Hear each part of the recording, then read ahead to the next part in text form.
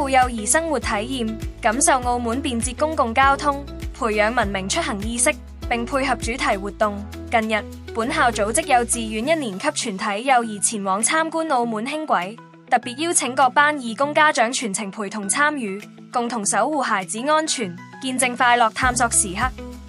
活動當天，孩子們在老師與義工家長的帶領下，有序抵達輕軌站點。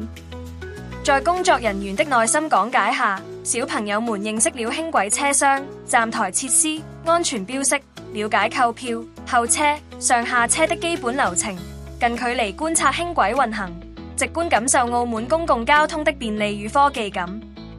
義工家長們積極協助維持秩序、看護幼兒、引導互動，用愛心與責任為活動保駕護航，讓整個行程安全又溫馨。乘車體驗環節，幼兒們安靜就座，文明觀察，沿途欣賞城市風景，興奮地分享發現。